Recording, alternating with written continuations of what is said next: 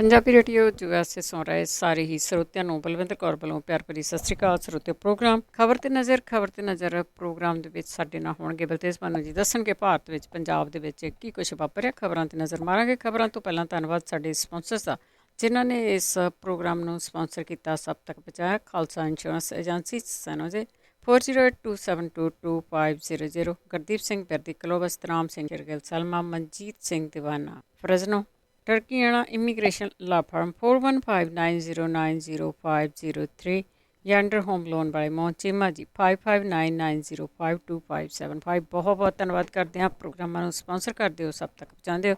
ਸਾਡੇ ਨਾਲ ਜੁੜ ਚੁੱਕੇ ਨੇ ਬਲਤੇਜ ਭਾਨੂ। ਸਤਿ ਸ਼੍ਰੀ ਅਕਾਲ, ਸਵਾਗਤ ਹੈ ਜੀ। ਸਤਿ ਸ਼੍ਰੀ ਅਕਾਲ ਜੀ, ਧੰਨਵਾਦ ਜੀ, ਬਹੁਤ ਮਿਹਰਬਾਨੀ। ਗੱਲ ਕਰਦੇ ਸਭ ਤੋਂ ਪਹਿਲਾਂ ਲਖੀਮਪੁਰ ਵਾਲੇ ਮਾਮਲੇ ਦੇ ਵਿੱਚ ਸਭ ਦੀਆਂ ਨਿਗਾਹਾਂ ਹੁਣ ਸੁਪਰੀਮ ਕੋਰਟ ਤੇ। ਬਿਲਕੁਲ, ਜਿਹੜਾ ਸੂਓ ਮੋਟੋ ਲਿਆ ਸੀਗਾ ਸੁਪਰੀਮ ਕੋਰਟ ਨੇ ਬੁੱਧਵਾਰ ਨੂੰ, ਉਹਦੇ ਉੱਤੇ ਸੁਣਵਾਈ ਦੂਸਰੇ ਦਿਨ ਹੋਈ ਤੇ ਸਟੇਟਸ ਰਿਪੋਰਟ ਮੰਗੀ ਆ ਸੁਪਰੀਮ ਕੋਰਟ ਨੇ। ਸੁਪਰੀਮ ਕੋਰਟ ਦੇ ਸਟੇਟਸ ਰਿਪੋਰਟ ਮੰਗਣ ਦੀ ਦੇਰ ਸੀ ਕਿ ਹਿਲਜੁਲ ਉੱਤਰ ਪ੍ਰਦੇਸ਼ ਦੀ ਪੁਲਿਸ ਦੇ ਵਿੱਚ ਸ਼ੁਰੂ ਹੋਈ। ਤੁਸੀਂ ਹੈਰਾਨ ਹੋਵੋਗੇ ਕਿ ਪੁਲਿਸ ਦੇ ਜਿਹੜੇ ਸੀਨੀਅਰ ਆਫੀਸਰ ਆ ਉਹ ਆ ਕੇ ਇਹ ਕਹਿ ਰਹੇ ਆ ਕਿ ਜੀ ਜਿਨ੍ਹਾਂ ਦੇ ਕੋਲੇ ਵੀਡੀਓਜ਼ ਨੇ ਉਹ ਵੀਡੀਓ ਸਾਨੂੰ ਭੇਜ ਦਿਓ। ਇਹ ਗੱਲ ਭੁੱਲ ਕੇ ਕਿ ਲਖੀਮਪੁਰ ਖੀਰੀ ਦੇ ਵਿੱਚ ਤਾਂ ਅੱਜ ਵੀ ਇੰਟਰਨੈਟ ਦੇ ਉੱਤੇ ਪਾਬੰਦੀ ਲੱਗੀ ਹੋਈ ਹੈ। ਪਹਿਲੇ ਤਾਂ ਸਵਾਲ ਹੈ ਕਿ ਲੋਕ ਤੁਹਾਨੂੰ ਉਹ ਵੀਡੀਓ ਕਿਵੇਂ ਭੇਜਣਗੇ ਜੇ ਇੰਟਰਨੈਟ ਹੀ ਨਹੀਂ ਚੱਲ ਰਿਹਾ। ਦੂਜੀ ਗੱਲ, ਕੀ ਲੋਕਾਂ ਨੂੰ ਪੁਲਿਸ ਦੇ ਉੱਤੇ ਇੰਨਾ ਵਿਸ਼ਵਾਸ ਹੈ ਕਿ ਉਹ ਵੀਡੀਓ ਭੇਜ ਦੇਣਗੇ ਤੇ ਪੁਲਿਸ ਵਾਲੇ ਮੁੜ ਕੇ ਉਹਨਾਂ ਦੇ ਘਰੇ ਨਹੀਂ ਜਾ ਵੜਨਗੇ ਕਿ ਲਿਆਓ ਆਪਣਾ ਫੋਨ, ਕਿਹਦੇ ਰਾਹੀਂ ਤੁਸੀਂ ਵੀਡੀਓ ਇਹ ਬਣਾਈ ਹੈ? ਕਿਉਂਕਿ ਆਖਰ ਬਚਾਉਣਾ ਤਾਂ ਪੁਲਿਸ ਨੇ ਇੱਕ ਵੱਡੇ ਆਗੂ ਨੂੰ ਆ ਨਾ, ਜਿਹੜਾ ਇਹ ਗੱਲ ਕਹਿੰਦਾ ਕਿ ਤੁਸੀਂ ਨਹੀਂ ਜਾਣਦੇ ਮੈਂ ਮੰਤਰੀ ਬਣਨ ਤੋਂ ਪਹਿਲਾਂ ਕੀ ਸੀਗਾ। ਬਚਾਉਣਾ ਤਾਂ ਉਹਨੂੰ ਆ। ਸੁਪਰੀਮ ਕੋਰਟ ਦੇ ਇਸ ਸਟੇਟਸ ਰਿਪੋਰਟ ਮੰਗਣ ਤੋਂ ਬਾਅਦ, ਕਿਉਂਕਿ ਕਾਗਜ਼ਾਂ ਦੇ ਢਿੱਡ ਵੀ ਭਰਨੇ ਆ, ਤੇ ਦੋ ਬੰਦੇ ਗ੍ਰਿਫਤਾਰ ਕੀਤੇ ਆ, ਲਵਕੁਸ਼ ਤੇ ਆਸ਼ੀਸ਼ ਪਾਂਡੇ। ਇਹਨਾਂ ਨੂੰ ਪੁੱਛ ਪੜਤਾਲ ਲਈ ਸੱਦਿਆ ਸੀਗਾ। ਇਹਨਾਂ ਨੂੰ ਦੋਨਾਂ ਨੂੰ ਗ੍ਰਿਫਤਾਰ ਕੀਤਾ ਗਿਆ। ਇਹ ਕਿਹਾ ਜਾ ਰਿਹਾ ਕਿ ਦੋਵੇਂ ਉਸ ਜੀਪ ਦੇ ਵਿੱਚ ਸਵਾਰ ਸੀ ਜਿਹੜੀ ਕਿਸਾਨਾਂ ਨੂੰ ਦਰੜਨ ਦੇ ਵਾਸਤੇ ਇਸ ਮੰਤਰੀ ਦੇ ਮੁੰਡੇ ਦੀ ਜਿਹੜੀ ਉਹ ਸੀਗੀ। ਉਧਰ ਜਿਹੜਾ ਅਜੇ ਮਿਸ਼ਰਾ ਦਾ ਮੁੰਡਾ ਆਸ਼ੀਸ਼ ਮਿਸ਼ਰਾ, ਉਹਨੂੰ ਪੁੱਛਗਿੱਛ ਦੇ ਵਾਸਤੇ ਪੁਲਿਸ ਨੇ ਅੱਜ ਕ੍ਰਾਈਮ ਬ੍ਰਾਂਚ ਦੇ ਦਫ਼ਤਰ ਦੇ ਵਿੱਚ ਤਲਬ ਕੀਤਾ ਤੇ ਇੱਕ ਨੋਟਿਸ ਉਹਦੇ ਘਰ ਦੇ ਬਾਹਰ ਚਿਪਕਾਇਆ, ਜਿਹਨੂੰ ਚਿਸ਼ਤੀ ਕਰਨਾ ਕਹਿੰਦੇ ਆ, ਕਿ ਉਹ ਹਾਜ਼ਰ ਹੋਵੇ। ਸਵਾਲ ਵੱਡਾ ਇਹ ਆ ਕਿ 302 ਲੱਗੀ ਹੋਵੇ, 120 ਬੀ ਲੱਗੀ ਹੋਵੇ, ਪੁਲਿਸ ਉਹਨੂੰ ਤਫਤੀਸ਼ ਦੇ ਵਾਸਤੇ, ਪੁੱਛਗਿੱਛ ਦੇ ਵਾਸਤੇ ਸੱਦਣ ਲਈ ਚਿਸ਼ਤੀ ਲਾਵੇ। ਮਤਲਬ ਕਿ ਉਹਨੇ, ਪੁਲਿਸ ਨੇ ਅਜੇ ਤੱਕ ਉਹਨੂੰ ਗ੍ਰਿਫਤਾਰ ਕਰਨ ਦੇ ਵਾਸਤੇ ਕਿੱਥੇ ਛਾਪੇਮਾਰੀ ਕੀਤੀ ਹੈ, ਇਹਦਾ ਕੋਈ ਡਿਟੇਲ ਨਹੀਂ ਹੈਗਾ। ਚਿਸ਼ਤੀ ਉਹ ਕਰ ਦਿੱਤੀ ਗਈ ਹੈ। ਔਰ ਇਹ ਜਿਹੜਾ ਇਹਦਾ ਮੁੰਡਾ ਹੈ ਆਸ਼ੀਸ਼ ਮਿਸ਼ਰਾ, ਉਹਦੇ ਕੋਲੇ ਸਿਕਿਉਰਿਟੀ ਵੀ ਹੈ। ਹੁਣ ਕੀ ਸਿਕਿਉਰਿਟੀ ਤੋਂ ਇਹ ਪਤਾ ਨਹੀਂ ਲਾਇਆ ਜਾ ਸਕਦਾ ਕਿ ਉਹ ਕਿੱਥੇ ਹੈ? ਜਿਹੜੇ ਪੁਲਿਸ ਵਾਲੇ ਨੇ ਉਹ ਆਪਣੇ ਹੈੱਡਕੁਆਟਰ ਦੇ ਨਾਲ ਤਾਂ ਇਨ ਟੱਚ ਹੋਣਗੇ। ਜੇ ਉਹ ਇਨ ਟੱਚ ਨਹੀਂ ਤਾਂ ਕੀ ਉਹਨਾਂ ਨੂੰ ਅਗਵਾ ਕਰ ਲਿਆ ਇਹਨੇ? ਉਹ ਕਿੱਥੇ ਨੇ? ਇਹ ਬੜਾ ਵੱਡਾ ਸਵਾਲ ਹੈ।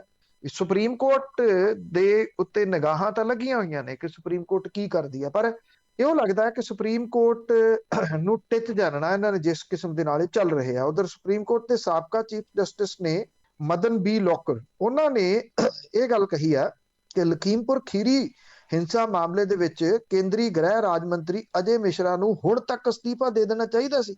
ਜੇ ਅਸਤੀਫਾ ਨਹੀਂ ਦਿੱਤਾ ਤਾਂ ਹੁਣ ਤੱਕ ਉਹਨੂੰ ਕੇਂਦਰੀ ਮੰਤਰੀ ਮੰਡਲ ਦੇ ਵਿੱਚੋਂ ਬਰਖਾਸਤ ਕਰ ਦਿੱਤਾ ਜਾਣਾ ਚਾਹੀਦਾ ਸੀਗਾ। ਇਹ ਸਾਬਕਾ ਜਸਟਿਸ ਜਿਹੜੇ ਨੇ ਉਹ ਸੁਪਰੀਮ ਕੋਰਟ ਤੇ ਕਹਿ ਰਹੇ ਆ। ਹੁਣ ਮੇਨ ਗੱਲ ਤਾਂ ਇਹ ਚੱਲ ਰਹੀ ਆ ਕਿ ਜਿਹੜਾ ਮੰਤਰੀ ਆ ਉਹ ਤਾਂ ਓਪਨਲੀ ਇਹ ਗੱਲ ਕਹਿੰਦਾ ਕਿ ਮੈਂ ਅਸਤੀਫਾ ਕਿਉਂ ਦੇਵਾਂ।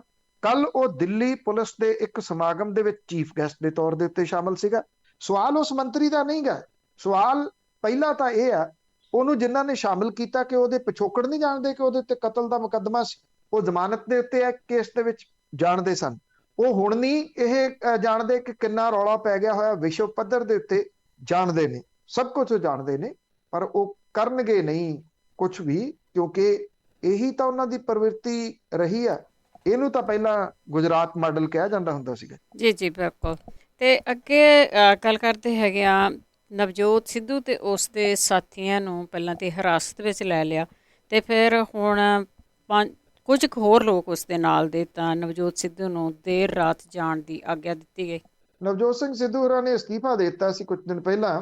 ਸ਼ਾਇਦ ਕਿਤੇ ਨਾ ਕਿਤੇ ਉਹ ਦੁਬਾਰਾ ਐਕਟਿਵ ਹੋਣ ਦੀ ਕੋਸ਼ਿਸ਼ ਕਰ ਰਹੇ ਆ।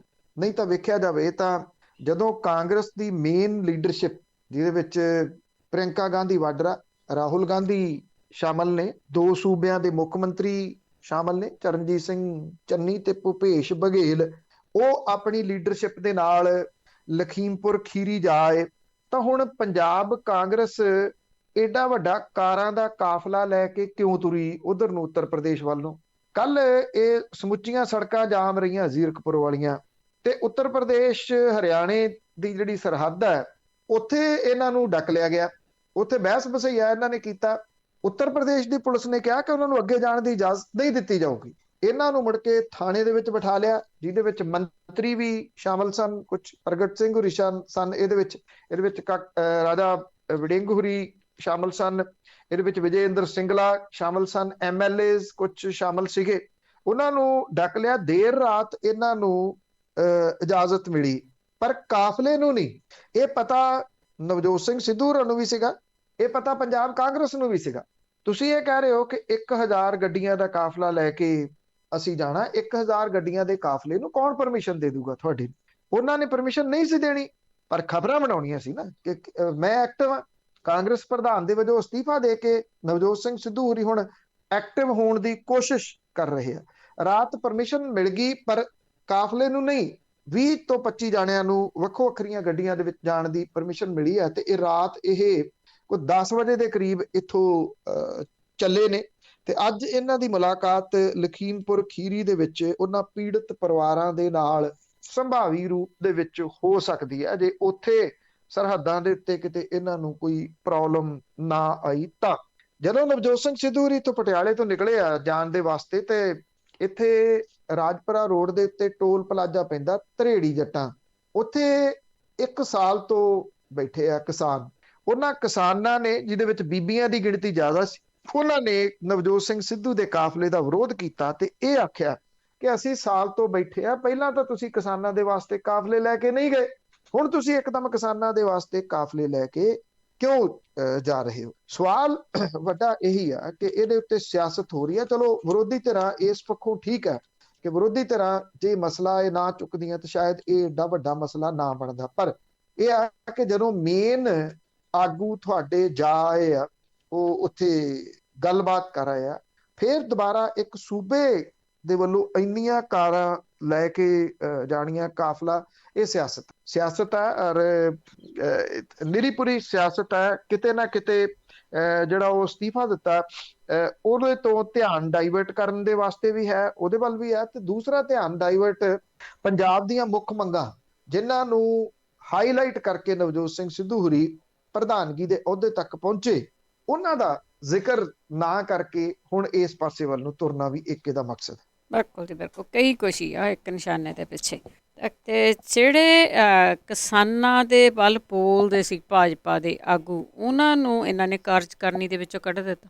ਕੋਈ ਇਹ ਨੈਸ਼ਨਲ ਐਗਜ਼ੀਕਿਊਟਿਵ ਬਣਾਈ ਗਈ ਆ, 80 ਮੈਂਬਰ ਇਹਦੇ ਵਿੱਚ ਲਏ ਗਏ ਆ। 80 ਮੈਂਬਰਾਂ ਦੇ ਵਿੱਚ ਕੇਂਦਰੀ ਮੰਤਰੀ ਰਾਓ ਇੰਦਰਜੀਤ ਸਿੰਘ, ਪ੍ਰਹਲਾਦ ਪਟੇਲ, ਜਿਹੜੇ ਪਾਰਟੀ ਤੋਂ ਵੱਖਰਾ ਸੁਰ ਰੱਖਣ ਵਾਲੇ ਸੁਬਰਾਮਨੀਅਮ ਸਵਾਮੀ, ਸਾਬਕਾ ਕੇਂਦਰੀ ਮੰਤਰੀ ਸੁਰੇਸ਼ ਪ੍ਰਭੂ, ਰਾਜਸਥਾਨ ਦੀ ਸਾਬਕਾ ਮੁੱਖ ਮੰਤਰੀ ਵਸੁੰਧਰਾ ਰਾਜੇ, ਉਹਦਾ ਪੁੱਤ ਦੁਸ਼ਯੰਤ ਸਿੰਘ, ਵਿਜੇ ਗੋਇਲ, ਵਿਨੇ ਕਟਿਆਰ, SS ਆਲੂਵਾਲੀਆ ਨੂੰ ਇਹ ਨਵੀਂ ਐਗਜ਼ੀਕਿਊਟਿਵ ਕਮੇਟੀ ਦੇ ਵਿੱਚ ਥਾਂ ਨਹੀਂ ਮਿਲੀ। ਇਹਦੇ ਵਿੱਚ ਵਰੁਣ ਗਾਂਧੀ ਜਿਹੜੇ ਸੰਜੀ ਗਾਂਧੀ ਦੇ ਮੁੰਡੇ ਨੇ, ਤੇ ਚੌਧਰੀ ਵਰਿੰਦਰ ਸਿੰਘ, ਸਾਬਕਾ ਕੇਂਦਰੀ ਮੰਤਰੀ ਮੇਨਕਾ ਗਾਂਧੀ, ਇਹਨਾਂ ਨੂੰ ਵੀ ਇਹਦੇ ਵਿੱਚ ਜਗ੍ਹਾ ਨਹੀਂ ਦਿੱਤੀ ਗਈ।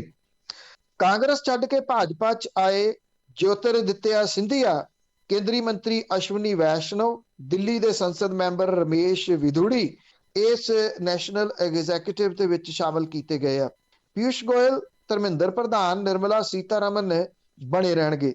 ਵਰੁਣ ਗਾਂਧੀ, ਸਵਾਮੀ ਤੇ ਵਰਿੰਦਰ ਸਿੰਘ ਨੂੰ ਨੈਸ਼ਨਲ ਐਗਜ਼ੀਕਿਊਟਿਵ ਤੋਂ ਬਾਹਰ ਕੀਤੇ ਜਾਣ ਨੂੰ ਵੱਖ-ਵੱਖ ਮੁੱਦਿਆਂ ਦੇ ਉੱਤੇ ਇਹਨਾਂ ਆਗੂਆਂ ਦੇ ਰੁਖ ਤੋਂ ਪਾਰਟੀ ਦੀ ਕੇਂਦਰੀ ਲੀਡਰਸ਼ਿਪ ਦੀ ਨਾਰਾਜ਼ਗੀ ਦੇ ਵਜੋਂ ਵੇਖਿਆ ਜਾ ਰਿਹਾ। ਪਿਛਲੇ ਕੁਝ ਸਮੇਂ ਤੋਂ ਵਰੁਣ ਗਾਂਧੀ 3 ਖੇਤੀ ਕਾਨੂੰਨਾਂ ਦੇ ਖਿਲਾਫ ਅੰਦੋਲਨ ਕਰ ਰਹੇ ਕਿਸਾਨਾਂ ਦੇ ਹੱਕ ਦੇ ਵਿੱਚ ਲਗਾਤਾਰ ਆਵਾਜ਼ ਉਠਾ ਰਹੇ ਆ। ਉਹਨਾਂ ਲਖੀਮਪੁਰ ਖੀਰੀ ਦੀ ਘਟਨਾ ਦੇ ਵਾਸਤੇ ਵੀ ਸਰਕਾਰ ਦੀ ਨਿੰਦਾ ਕੀਤੀ। ਮੇਨਕਾ ਗਾਂਧੀ ਤੇ ਵਰਿੰਦਰ ਸਿੰਘ ਵੀ ਕਿਸਾਨਾਂ ਲਈ ਹਮਦਰਦੀ ਜ਼ਾਹਰ ਕਰਦੇ ਨੇ, ਜਿਹਦੇ ਕਰਕੇ ਨੈਸ਼ਨਲ ਐਗਜ਼ੀਕਿਊਟਿਵ ਦੇ ਵਿੱਚ ਇਹਨਾਂ ਨੂੰ ਸ਼ਾਮਲ ਨਹੀਂ ਕੀਤਾ ਗਿਆ। ਅਸਲ ਦੇ ਵਿੱਚ ਮੇਨਕਾ ਗਾਂਧੀ ਜਿਹੜੀ 14 ਵਾਲੀ ਸਰਕਾਰ ਦੇ ਵਿੱਚ ਕੇਂਦਰ ਦੇ ਵਿੱਚ ਵਜ਼ੀਰ ਸੀ, 19 ਦੇ ਵਿੱਚ ਉਹਨੂੰ ਨਹੀਂ ਲਿਆ ਗਿਆ। ਮੇਨਕਾ ਗਾਂਧੀ ਨੂੰ ਇਹ ਆਸ ਸੀਗੀ ਕਿ ਸ਼ਫਲਿੰਗ ਦੇ ਵਿੱਚ ਉਹਦਾ ਨਾਮ ਜ਼ਰੂਰ ਆਊਗਾ। ਜਦੋਂ ਸ਼ਫਲਿੰਗ ਕੀਤੀ ਗਈ ਤਾਂ ਮੇਨਕਾ ਗਾਂਧੀ ਉਹਦੇ ਵਿੱਚ ਨਹੀਂ ਸ਼ਾਮਲ ਕੀਤੀ ਗਈ। ਉਸ ਤੋਂ ਬਾਅਦ ਵਰੁਣ ਗਾਂਧੀ ਲਗਾਤਾਰ ਸਰਕਾਰ ਦੇ ਖਿਲਾਫ ਬੋਲਦੇ ਰਹੇ ਆ ਔਰ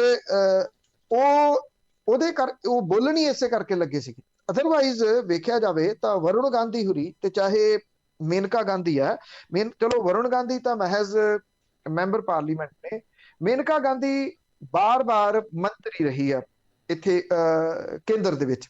ਉਹਦਾ ਇਸ ਤਰ੍ਹਾਂ ਦਾ ਕੋਈ ਕੰਮ ਜਿਹੜਾ ਕਿ ਤੁਸੀਂ ਕਹੋ ਕਿ ਬਹੁਤ ਜ਼ਿਕਰਯੋਗ ਆ, ਕੋਈ ਵੀ ਇਸ ਤਰ੍ਹਾਂ ਦਾ ਨਹੀਂ ਦਿਸਦਾ ਕਿ ਉਹਨੇ ਇਸ ਫੀਲਡ ਦੇ ਵਿੱਚ ਬਹੁਤ ਕੰਮ ਕੀਤਾ। ਪਹਿਚਾਣ ਉਹ ਆਪਣੀ ਕੋਈ ਬਣਾ ਨਹੀਂ ਸਕੇ। ਹਾਂ, ਪਹਿਚਾਣ ਇੱਕੋ ਹੀ ਆ ਕਿ ਉਹ ਗਾਂਧੀ ਪਰਿਵਾਰ ਦੇ ਵਿੱਚੋਂ ਨੇ ਤੇ ਉਹ ਸੋਨੀਆ ਗਾਂਧੀ ਦੀ ਦਰਾਣੀ ਹੈ, ਇਸ ਤੋਂ ਵੱਧ ਨਹੀਂ। ਔਰ ਇਸ ਕਰਕੇ ਭਾਰਤੀ ਜਨਤਾ ਪਾਰਟੀ ਮੇਨਕਾ ਗਾਂਧੀ ਤੇ ਵਰੁਣ ਗਾਂਧੀ ਨੂੰ ਰੱਖਦੀ ਰਹੀ ਆ ਕਿ ਉਹ ਦਿਖਾ ਸਕੇ ਕਿ ਦੇਖੋ ਜੀ, ਗਾਂਧੀ ਪਰਿਵਾਰ ਦੇ ਕੁਝ ਮੈਂਬਰ ਸਾਡੇ ਨਾਲ ਵੀ ਹੈਗੇ ਆ। ਹੁਣ ਅੱਗੋਂ ਇਹਨਾਂ ਦੇ ਕੋਲੇ ਹੁਣ ਰਾਹ ਜਿਹੜਾ ਉਹ ਕਿੰਨਾ ਕੁ ਬਚਦਾ ਵਰੁਣ ਗਾਂਧੀ ਤੇ ਮੇਨਕਾ ਗਾਂਧੀ ਦੇ ਕੋਲੇ, ਇਹ ਬਹੁਤਾ ਕਲੀਅਰ ਨਹੀਂਗਾ। ਸ਼ਾਇਦ ਇਹ ਹੋ ਸਕਦਾ ਹੈ ਕਿ ਕਿਉਂਕਿ ਦਰਾਣੀ ਜਠਾਣੀ ਦੀ ਆਪਸ ਦੇ ਵਿੱਚ ਕਦੇ ਬਣੀ ਨਹੀਂ ਮੇਨਕਾ ਗਾਂਧੀ ਦੀ, ਇਸੇ ਕਰਕੇ ਗਾਂਧੀ ਪਰਿਵਾਰ ਦਾ ਸਾਥ ਛੱਡ ਗਏ ਸੀਗੇ। ਹੋ ਸਕਦਾ ਹੈ ਕਿ ਉਹਨਾਂ ਬਜ਼ੁਰਗਾਂ ਨੂੰ ਛੱਡ ਕੇ ਘੱਟੋ ਘੱਟ ਵਰੁਣ ਗਾਂਧੀ ਦੁਬਾਰਾ ਕਾਂਗਰਸ ਦੇ ਵਿੱਚ ਆ ਜਾਏ ਤੇ ਰਾਹੁਲ ਗਾਂਧੀ ਤੇ ਪ੍ਰਿਯੰਕਾ ਗਾਂਧੀ ਵਾਡਰਾ ਦਾ ਸਾਥ ਦੇਵੇ। ਇਹਦੀ ਸੰਭਾਵਨਾ ਹੈ, ਪਰ ਤੁਰੰਤ ਸ਼ਾਇਦ ਹੋ ਸਕਦਾ ਕਿ ਉਹ ਭਾਜਪਾ ਨਾ ਛੱਡਣ। ਜੀ, ਅੱਗੇ ਗੱਲ ਕਰਦੇ ਹਾਂ। ਭਾਰਤ ਦੇ ਵਿੱਚ ਜਿਹੜੀਆਂ ਘੱਟ ਗਿਣਤੀਆਂ ਉਹਨਾਂ ਤੇ ਤਸ਼ੱਦਦ ਜਾਰੀ ਆ। ਸ੍ਰੀਨਗਰ ਦੇ ਵਿੱਚ ਵੀ ਘੱਟ ਗਿਣਤੀਆਂ ਦੇ ਹਮਲੇ ਹੋ ਰਹੇ ਆ। ਦੇਖੋ, ਇਹ ਹਮਲੇ ਪਿਛਲੇ ਕੁਝ ਦਿਨਾਂ ਤੋਂ ਤੇਜ਼ ਹੋਏ ਆ। ਕਿਉਂ ਤੇਜ਼ ਹੋਏ ਆ ਜਾਂ ਜਿਸ ਕਿਸਮ ਦਾ ਪ੍ਰਚਾਰ ਕੀਤਾ ਗਿਆ ਸੀਗਾ, ਪਹਿਲਾਂ ਇਹ ਕਿਹਾ ਗਿਆ ਸੀਗਾ ਜਦੋਂ ਨੋਟਬੰਦੀ ਹੋਈ ਆ ਕਿ ਅਸੀਂ ਅੱਤਵਾਦ ਦਾ ਲੱਕ ਤੋੜ ਦਿੱਤਾ, ਤੇ ਅਜੇ ਲੋਕ ਜਦੋਂ ਲਾਈਨਾਂ ਦੇ ਵਿੱਚ ਲੱਗੇ ਹੋਏ ਸੀਗੇ, ਉਹਨਾਂ ਨੂੰ ਕਿਤੋਂ ਨੋਟ ਬਦਲੀ ਨਹੀਂ ਸੀ ਹੋ ਰਹੇ, ਤਾਂ ਉਸ ਵੇਲੇ ਕੁਝ ਅੱਤਵਾਦੀ ਮਾਰੇ ਸੀਗੇ ਪੁਲਿਸ ਵਾਲਿਆਂ ਨੇ, ਤੇ ਉਹਨਾਂ ਦੇ ਕੋਲੋਂ 2000 ਦੇ ਨਵੇਂ ਨੋਟ ਮਿਲੇ ਸੀ ਜਦੋਂ ਅਜੇ ਇਹ ਨੋਟਬੰਦੀ ਹੋਈ ਆ। ਮੁੜ ਕੇ ਇਹ ਕਿਹਾ ਗਿਆ ਜੀ ਕਿ 370 ਜਿਹੜੀ ਖਤਮ ਕੀਤੀ ਗਈ ਆ, ਕਿ ਅੱਤਵਾਦ ਦੇ ਉੱਤੇ ਮੁਕੰਮਲ ਕੰਟਰੋਲ ਕਰ ਲਿਆ ਗਿਆ। ਜਿਵੇਂ ਉੱਥੇ ਬੰਨ ਕੇ ਲੋਕ ਰੱਖੇ ਗਏ, ਜਿੰਨੀ ਦੇਰ ਤੱਕ ਕਰਫਿਊ ਵਾਲੇ ਹਾਲਾਤ ਰਹੇ, ਇਹ ਕਿਸੇ ਤੋਂ ਗੁੱਝੇ ਨਹੀਂ।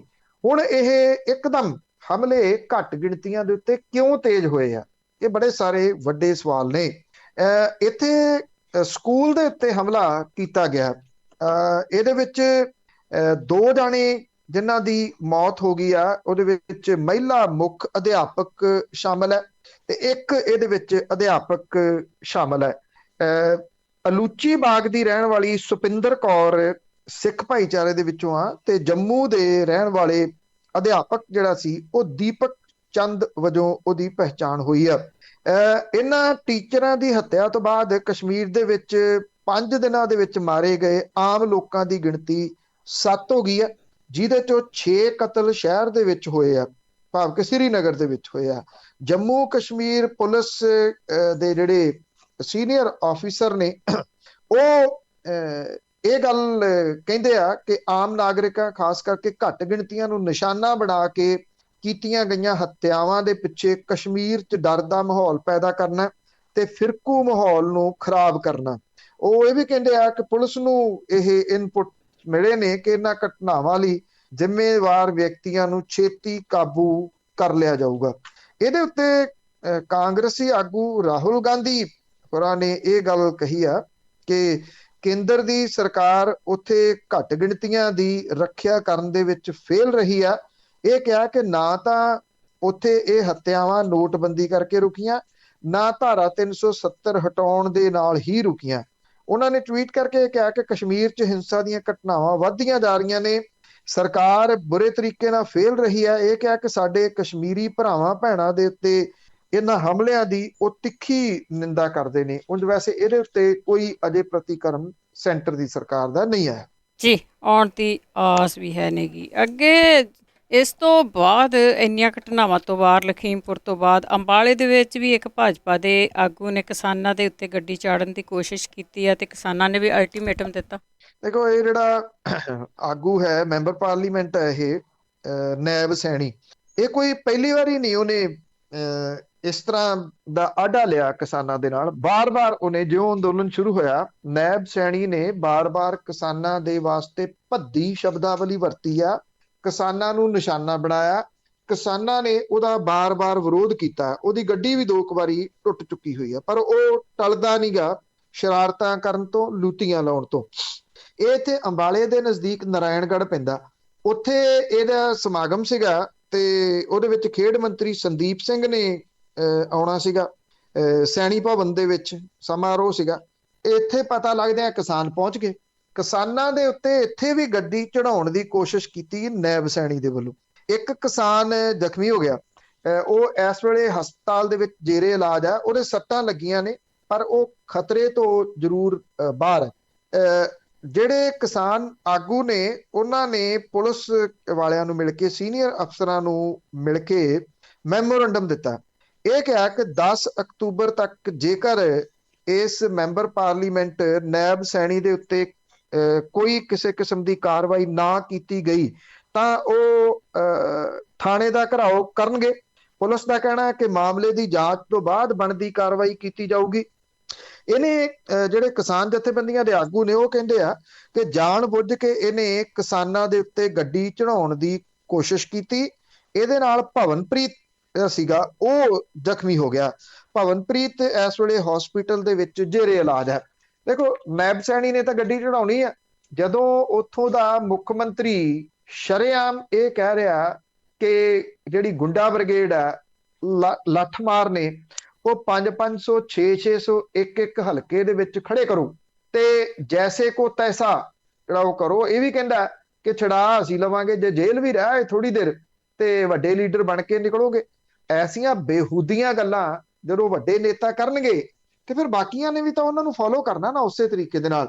ਇੰਨਾ ਰੌਲਾ ਪਿਆ ਹੋਇਆ ਲਖੀਮਪੁਰ ਵਾਲੀ ਘਟਨਾ ਦਾ, ਤੇ ਅੰਬਾਲੇ ਦੇ ਨੇੜੇ ਨਾਰਾਇਣਗੜ੍ਹ ਦੇ ਵਿੱਚ ਵਾਪਰੀ ਇਹ ਘਟਨਾ ਇਸ ਪਾਸੇ ਵੱਲ ਇਸ਼ਾਰਾ ਕਰਦੀ ਹੈ ਕਿ ਭਾਰਤੀ ਜਨਤਾ ਪਾਰਟੀ ਦੇ ਆਗੂਆਂ ਦੀ ਮਾਨਸਿਕਤਾ ਇੱਕੋ ਜਿਹੀ ਹੈ ਤੇ ਉਹ ਇੱਕੋ ਤਰੀਕੇ ਦੇ ਨਾਲ ਕਿਸਾਨਾਂ ਨੂੰ ਕੰਟਰੋਲ ਕਰਨਾ ਚਾਹੁੰਦੇ ਆ ਕਿ ਜੇ ਤੁਸੀਂ ਅੰਦੋਲਨ ਕਰਦੇ ਰਹੋਗੇ ਤੇ ਗੱਡੀਆਂ ਦੇ ਹੇਠ ਦਰੜ ਕੇ ਮਾਰ ਦਿੱਤੇ ਜਾਓਗੇ। ਬਿਲਕੁਲ ਜੀ, ਇਹਨਾਂ ਦੀਆਂ ਕਲਾਸਾਂ ਲੱਗਦੀਆਂ ਮੇਰੇ ਖਿਆਲ ਦੇ ਵਿੱਚ ਇਸ ਤਰ੍ਹਾਂ ਦੀਆਂ। ਤੇ ਅੱਗੇ ਪੁਲਿਸ ਨਾਕੇ ਨੂੰ ਤੋੜ ਕੇ ਕਿਸਾਨ ਜਿਹੜੇ ਹੈਗੇ ਆ ਉਹ ਵਿਰੋਧ ਕਰ ਰਹੇ ਸੀਗੇ, ਮਨਪ੍ਰੀਤ ਦੇ ਘਰ ਦੇ ਵਿੱਚ ਪਹੁੰਚੇ। ਬਿਲਕੁਲ ਜੀ, ਐਕਚੁਅਲੀ ਇਹ ਮਾਮਲਾ ਜਿਹੜਾ ਉਹ ਗੁਲਾਬੀ ਸੁੰਡੀ ਵਾਲਾ ਹੈ। ਸਰਕਾਰ ਨੇ ਆਦੇਸ਼ ਤਾਂ ਦਿੱਤੇ ਆ ਕਿ ਗਿਰਦੌਰੀ ਕੀਤੀ ਜਾਵੇ, ਪਰ ਸਰਕਾਰ ਦੇ ਆਦੇਸ਼ਾਂ ਦੇ ਉੱਤੇ ਅਜੇ ਅਮਲ ਹੋਣਾ ਸ਼ੁਰੂ ਨਹੀਂ ਹੋਇਆ। ਇਹ ਆਦੇਸ਼ ਡਿਪਟੀ ਮੁੱਖ ਮੰਤਰੀ, ਜਿਨ੍ਹਾਂ ਕੋਲੇ ਗ੍ਰਹਿ ਮੰਤਰਾਲਾ ਵੀ ਹੈ, ਸੁਖਜਿੰਦਰ ਸਿੰਘ ਰੰਧਾਵਾ ਹੋਰਾਂ ਨੇ ਦਿੱਤੇ ਸੀਗੇ। ਪਰ 5 ਜ਼ਿਲ੍ਹਿਆਂ ਦੀ ਜਿਹੜੀ ਇੱਥੇ ਕਿਸਾਨ ਨੇ, 5 ਜ਼ਿਲ੍ਹਿਆਂ ਦੇ, ਉਹ ਲੰਬੀ ਦੇ ਵਿੱਚ ਮਨਪ੍ਰੀਤ ਸਿੰਘ ਬਾਦਲ ਦਾ ਘਰ ਘੇਰਨ ਦੇ ਵਾਸਤੇ ਗਏ ਸੀਗੇ। ਉੱਥੇ ਪੁਲਿਸ ਦੇ ਬਹੁਤ ਵੱਡੇ ਵੱਡੇ ਨਾਕੇ ਲਾਏ ਗਏ, ਬੈਰੀਕੇਡ ਲਾਏ ਗਏ, ਜਲ ਤੋਪਾਂ ਖੜੀਆਂ ਕੀਤੀਆਂ ਗਈਆਂ, ਪਰ ਕਿਸਾਨਾਂ ਦਾ ਰੋਹ ਇਹਨਾਂ ਬੈਰੀਕੇਡ ਨੂੰ ਤੋੜ ਕੇ, ਇਹਨਾਂ ਜਲ ਤੋਪਾਂ ਨੂੰ ਕ੍ਰੋਸ ਕਰਕੇ ਅੱਗੇ ਨਿਕਲ ਗਿਆ।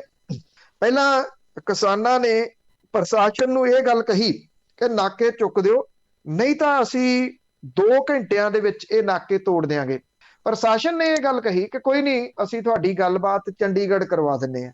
ਕਿਸਾਨਾਂ ਨੇ ਕਿਹਾ ਅਸੀਂ ਕਿਸੇ ਦੇ ਨਾਲ ਗੱਲਬਾਤ ਚੰਡੀਗੜ੍ਹ ਨਹੀਂ ਕਰਨੀ, ਨਾ ਸਾਨੂੰ ਉੱਥੋਂ ਕੋਈ ਝੂਠਾ ਵਾਅਦਾ ਚਾਹੀਦਾ ਜਿਹੋ ਜਿਹਾ ਉਹ ਫੋਨ ਦੇ ਉੱਤੇ ਕਰ ਦਿੰਦੇ ਆ। ਜਦੋਂ 2 ਘੰਟੇ ਹੋ ਗਏ, ਪ੍ਰਸ਼ਾਸਨ ਨੇ ਸਮਝਿਆ ਕਿ ਜਲ ਤੋਪਾਂ ਦੇ ਨਾਲ ਉਹਨਾਂ ਨੂੰ ਕੰਟਰੋਲ ਕਰ ਲਿਆ ਜਾਊਗਾ। ਉਹਨਾਂ ਨੇ ਇੰਨੇ ਵੱਡੀ ਗਿਣਤੀ ਦੇ ਵਿੱਚ ਉਹ ਪਹੁੰਚੇ, ਕਿੱਥੋਂ ਕੰਟਰੋਲ ਹੋਣਾ ਸੀ, ਉਹਨਾਂ ਨੇ ਸਾਰੇ ਨਾਕੇ ਤੋੜ ਦਿੱਤੇ। ਨਾਕੇ ਤੋੜ ਕੇ ਮਨਪ੍ਰੀਤ ਸਿੰਘ ਬਾਦਲ ਦੇ ਲੰਬੀ ਘਰ ਦੇ ਬਿਲਕੁਲ ਅੰਦਰ ਉਹ ਜਾ ਵੜੇ। ਇਹ ਗੱਲ ਕਹੀ ਉਹਨਾਂ ਨੇ ਕਿ ਇਹ ਮੌਜੂਦਾ ਮੁੱਖ ਮੰਤਰੀ ਕਿਸਾਨਾਂ ਦਾ ਹਿਤੈਸ਼ੀ ਆ, ਜਿਹੜੇ ਵੱਡੇ ਵੱਡੇ ਬੋਰਡ ਉਹਨੇ ਲਾ ਦਿੱਤੇ ਆ, ਤਾਂ ਉਹਦੇ ਕੋਲੇ ਮੁਆਵਜ਼ਾ ਦੇਣ ਦੀ ਲੋਕਤਾਂਤਰਿਕ ਤਾਕਤ ਹੈ। ਇਹਦੇ ਬਾਰੇ ਉਹ ਤੁਰੰਤ ਐਲਾਨ ਕਰੇ। ਜਿਹੜੇ ਮਲੋਟ ਦੇ ਕਾਰਜਕਾਰੀ SDM ਹੈ, ਉਹਨੇ ਇਹ ਗੱਲ ਕਹੀ ਕਿ ਮੈਂ ਸਵੇਰੇ ਜਿਹੜੀ ਤੁਹਾਡੀ ਗੱਲਬਾਤ ਭਾਵ ਕਿ ਅੱਜ ਉਹ ਕਰਵਾ ਦਿੰਦਾ ਚੰਡੀਗੜ੍ਹ ਦੇ ਵਿੱਚ। ਉਸ ਤੋਂ ਬਾਅਦ ਹੀ ਇਹ ਜਿਹੜੇ ਘਰ ਦੇ ਵਿੱਚੋਂ ਨਿਕਲੇ।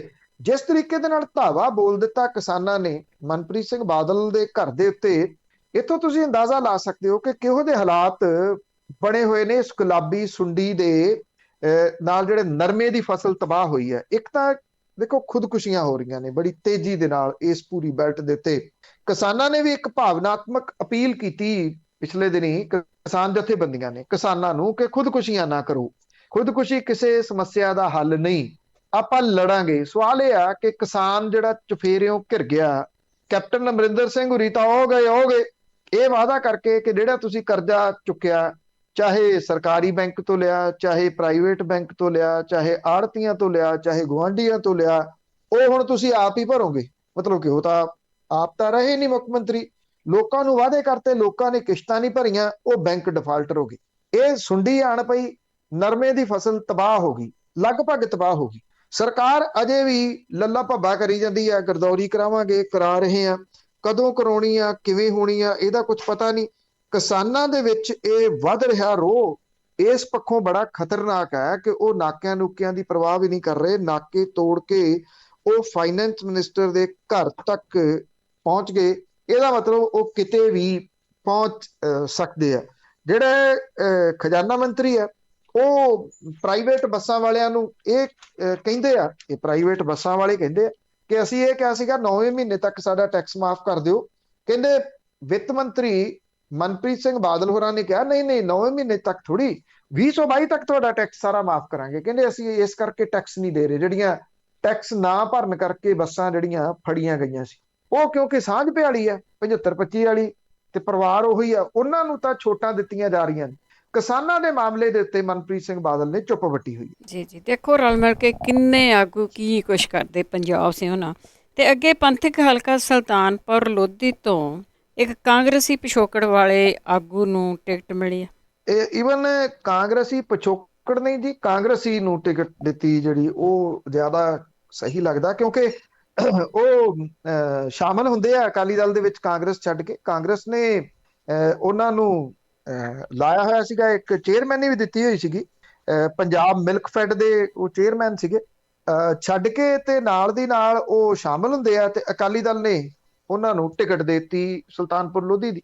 ਸੁਲਤਾਨਪੁਰ ਲੋਧੀ ਹਲਕਾ ਜਿਹੜਾ ਪੰਥਕ ਹਲਕਾ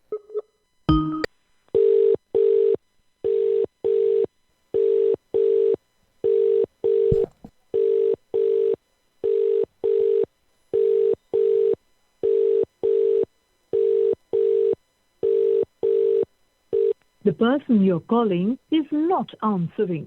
Please try later. आप जिस व्यक्ति को कॉल कर रहे हैं वो उत्तर नहीं दे रहा है। कृपया कुछ समय पश्चात प्रयास करें। ਤੁਸੀਂ ਜਿਸ ਵਿਅਕਤੀ ਨੂੰ ਕਾਲ ਕਰ ਰਹੇ ਹੋ ਉਹ ਜਵਾਬ ਨਹੀਂ ਦੇ ਰਿਹਾ ਹੈ। ਕਿਰਪਾ ਕਰਕੇ ਥੋੜੀ ਦੇਰ ਬਾਅਦ ਕੋਸ਼ਿਸ਼ ਕਰੋ। The person you're calling ਉਹ ਜਵਾਬ ਨਹੀਂ ਦੇ ਰਿਹਾ ਹੈ। ਤਾਂ ਮੈਂ ਕਹਿ ਰਿਹਾ ਸੀ ਕਿ ਪੰਥਕ ਹਲਕਾ ਜਿਹੜਾ ਹੈ ਇਹਨੂੰ ਅਕਾਲੀ ਦਲ ਨੇ ਕਾਂਗਰਸੀ ਹਲਕਾ ਕਿਵੇਂ ਡਿਕਲੇਅਰ ਕਰ ਦਿੱਤਾ, ਇਹ ਆਪਣੇ ਆਪ ਦੇ ਵਿੱਚ ਸਵਾਲ ਹੈ। ਇੱਥੋਂ ਜਿਹੜੇ ਮਿਸਟਰ ਚੀਮਾ ਨੇ ਉਹ ਨੁਮਾਇੰਦਗੀ ਕਰਦੇ ਆ, ਜਿੱਥੇ ਪਹਿਲਾਂ ਉਹਨਾਂ ਦਾ ਪਿਤਾ ਗੁਰਮੇਲ ਸਿੰਘ ਚੀਮਾ ਕਾਂਗਰਸ ਦੀ ਨੁਮਾਇੰਦਗੀ ਕਰਦਾ ਸੀ। ਇਸੇ ਕਰਕੇ ਕੈਪਟਨ ਜਿਹੜੇ ਹਰਮਿੰਦਰ ਸਿੰਘ ਨੇ ਉਹਨਾਂ ਨੂੰ ਇਹ ਲੱਗਦਾ ਸੀਗਾ ਕਿ ਕਾਂਗਰਸ ਦੇ ਵੱਲੋਂ ਉਹਨਾਂ ਦੀ ਜਗ੍ਹਾ ਨਹੀਂ ਇੱਥੇ ਫਿੱਟ ਹੋ ਸਕਣੀ। ਉਂਝ ਵੈਸੇ ਜਿਹੜੇ ਮੌਜੂਦਾ ਵਿਧਾਇਕ ਚੀਮਾ ਨੇ ਉਹ ਕੈਪਟਨ ਅਮਰਿੰਦਰ ਸਿੰਘ ਦੇ ਧੜੇ ਦੇ ਨਾਲ ਚਲੇ ਗਏ ਸੀ। ਅੱਗੋਂ ਉਹਨਾਂ ਨੂੰ ਟਿਕਟ ਮਿਲਦੀ ਆ ਜਾਂ ਨਹੀਂ, ਇਹ ਇੱਕ ਵੱਡਾ ਅਜੇ ਸਵਾਲ ਹੈ। ਪਰ ਇਹ ਪੰਥਕ ਹਲਕਾ ਉਹਦੀ ਨੁਮਾਇੰਦਗੀ ਕਾਂਗਰਸ ਹੀ ਕਰੂਗੀ ਦੋਨਾਂ ਰੂਪ ਦੇ ਵਿੱਚ ਇੱਕ ਕਿਸਮ ਦੇ ਨਾਲ, ਚਾਹੇ ਉਹ ਮਿਸਟਰ ਚੀਮਾ ਅੱਗੋਂ ਜਿੱਤ ਜਾਣ ਤੇ ਚਾਹੇ ਕੈਪਟਨ ਹਰਮਿੰਦਰ ਸਿੰਘ ਹੁਰੀ ਆ ਜਾਣ। ਉਹ ਵੀ ਕਾਂਗਰਸ ਪਿਛੋਕੜ ਵਾਲੇ ਤੇ ਕਾਂਗਰਸ ਚੋਂ ਆਏ ਹੋਏ ਨੇ ਜਿਨ੍ਹਾਂ ਨੂੰ ਪਹਿਲੇ ਦਿਨ ਹੀ ਟਿਕਟ ਮਿਲ ਗਈ। ਅੱਜ ਗੁਜਰਾਤ ਵਿੱਚ ਜਿਹੜੀ ਡਰੱਗ ਮਿਲੀ ਸੀਗੀ ਉਹਦੇ ਸੁਰ ਵੀ ਅੰਮ੍ਰਿਤਸਰ ਨਾਲ ਜੁੜਦੇ ਆ। ਦੇਖੋ ਜੀ, ਇਹ 3000 ਕਿਲੋ ਹੈਰੋਇਨ ਦੀ ਬਰਾਮਦਗੀ ਵਾਲੇ ਮਾਮਲੇ ਦੇ ਤਾਰ ਅੰਮ੍ਰਿਤਸਰ ਦੇ ਵਿੱਚ ਜੁਲਾਈ 2020 ਦੇ ਵਿੱਚ ਫੜੀ ਗਈ 194 ਕਿਲੋ ਹੈਰੋਇਨ ਦੇ ਮੁੱਖ ਦੋਸ਼ੀ ਅਨਵਰ ਮਸੀਹ ਦੇ ਨਾਲ ਜੁੜ ਗਏ ਆ। ਮਾਮਲੇ ਦੀ ਜਾਂਚ ਕਰ ਰਹੀ ਨੈਸ਼ਨਲ ਇਨਵੈਸਟੀਗੇਸ਼ਨ ਏਜੰਸੀ ਨੇ ਅੰਮ੍ਰਿਤਸਰ ਦੇ ਬਹੁਤ ਚਰਚਿਤ ਕੇਸ ਦੀ ਜਾਂਚ ਵੀ ਹੁਣ ਆਪਣੇ ਹੱਥਾਂ 'ਚ ਲੈ ਲਈ ਹੈ। 19 ਸਤੰਬਰ 2021 ਨੂੰ ਅਫਗਾਨਿਸਤਾਨ ਤੋਂ ਭੇਜੀ ਗਈ 3000 ਕਿਲੋ ਹੈਰੋਇਨ ਦੀ ਜਾਂਚ ਦੇ ਦੌਰਾਨ NIA ਨੇ ਪੰਜਾਬ ਦੇ ਇੱਕ ਵਪਾਰੀ ਨੂੰ ਹਿਰਾਸਤ ਦੇ ਵਿੱਚ ਲਿਆ ਸੀਗਾ। ਜਾਂਚ ਦਾ ਦਾਇਰਾ ਵਧਿਆ ਤਾਂ ਤਾਰ ਅੰਮ੍ਰਿਤਸਰ ਦੇ ਅਨਵਰ ਮਸੀਹ ਦੇ ਨਾਲ ਜੁੜ ਗਏ। ਦੂਜੇ ਪਾਸੇ Punjab and Haryana high court ਨੇ ਅਨਵਰ ਮਸੀਹ ਦੀ ਜੇਲ੍ਹ ਤੋਂ ਬਾਹਰ ਆਉਣ ਲਈ ਦਾਇਰ ਕੀਤੀ ਜ਼ਮਾਨਤ ਦੀ ਪਟੀਸ਼ਨ ਨੂੰ ਇਹ ਕਹਿ ਕੇ ਖਾਰਜ ਕਰ ਦਿੱਤਾ ਕਿ ਜੇ ਉਹਨੂੰ ਜ਼ਮਾਨਤ ਦਿੱਤੀ ਗਈ ਤਾਂ ਉਹ ਜਾਂਚ ਨੂੰ ਪ੍ਰਭਾਵਿਤ ਕਰ ਸਕਦਾ। ਹੁਣ ਜਦੋਂ ਇਹ ਮਾਮਲਾ NIA ਦੇ ਕੋਲੇ ਚਲੇ ਗਿਆ ਤਾਂ ਅਨਵਰ ਮਸੀਹ ਦਾ ਕੇਸ ਮੁਹਾਲੀ ਦੇ ਵਿੱਚ ਸਥਿਤ NIA ਦੀ ਅਦਾਲਤ ਦੇ ਵਿੱਚ ਚੱਲੂਗਾ। ਅਨਵਰ ਮਸੀਹ ਉਹੀ ਬੰਦਾ ਜਿਹਨੇ ਜ਼ਹਿਰ ਖਾਣ ਦੀ ਕੋਸ਼ਿਸ਼ ਕੀਤੀ ਸੀ, ਇਹ ਕਹਿ ਕੇ ਜੀ ਮੈਨੂੰ ਗਲਤ ਫਸਾਇਆ ਗਿਆ ਤੇ ਮੇਰਾ ਤਾਂ ਇਸ ਕੇਸ ਦੇ ਨਾਲ ਕੋਈ ਲੈਣਾ ਦੇਣਾ ਨਹੀਂ ਗਾ ਤੇ ਮੈਨੂੰ ਵੇਖੋ ਜ਼ਮਾਨਤ ਨਹੀਂ ਦਿੱਤੀ ਜਾ ਰਹੀ। ਅਨਵਰ ਮਸੀਹ ਉਹੀ ਆ ਜਿਹਦੇ ਘਰ ਦੇ ਵਿੱਚੋਂ ਇਹ ਹੈਰੋਇਨ 176 ਕਿਲੋ ਮਿਲੀ ਸੀਗੀ। ਉਹ ਕਹਿੰਦਾ ਸੀਗਾ ਮੈਂ ਤਾਂ ਘਰ ਕਿਰਾਏ ਦੇ ਉੱਤੇ ਦਿੱਤਾ ਆ, ਜਦੋਂ ਕਿ ਇਹਦਾ ਉਹ ਕੋਈ ਸਬੂਤ ਨਹੀਂ ਦੇ ਸਕੇ। ਮਤਲਬ ਕਿ ਔਰ ਅਕਾਲੀ ਦਲ ਦਾ ਉਹ ਅਹਿਮ ਆਗੂ ਆ। ਸਭ ਨੂੰ ਇਹ ਪਤਾ ਕਿ ਅਕਾਲੀ ਦਲ ਬਾਦਲ ਦੇ ਆਗੂਆਂ ਦੇ ਨਾਲ ਉਹਦੀਆਂ ਬਹੁਤ ਸਾਰੀਆਂ ਫੋਟੋਆਂ ਉਦੋਂ ਆਈਆਂ ਸੀ। ਕਿਹੜੇ ਕਿਹੜੇ ਤਰੀਕੇ ਦੇ ਨਾਲ ਕਿੰਨੇ ਡੀਪ ਹੋ ਕੇ ਇਹ ਲੋਕ ਡਰੱਗ ਦੇ ਮਾਮਲੇ ਦੇ ਵਿੱਚ ਜੁੜੇ ਰਹੇ ਆ।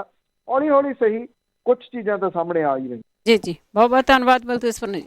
ਮਿਹਰਬਾਨੀ ਜੀ, ਧੰਨਵਾਦ ਜੀ, ਸਤਿ ਸ਼੍ਰੀ ਅਕਾਲ। ਸਤਿ ਸ਼੍ਰੀ ਅਕਾਲ ਜੀ। ਤੇ ਇਹ ਸਨ ਜੀ ਬਲਤੇਜ ਪੰਨੂ ਜੋ ਸਾਡੇ ਨਾਲ ਜੁੜਦੇ ਨੇ, ਕਰਦੇ ਨੇ ਖਬਰਾਂ। ਇਸੇ ਦੇ ਨਾਲ ਸਾਡਾ ਅੱਜ ਦਾ ਬੁਲਟਨ ਇੱਥੇ ਸਮਾਪਤ। ਬਲਵਿੰਦਰ ਕੌਰ ਵੱਲੋਂ ਆਪ ਸਭ ਨੂੰ ਹੀ ਸਤਿ ਸ਼੍ਰੀ ਅਕਾਲ।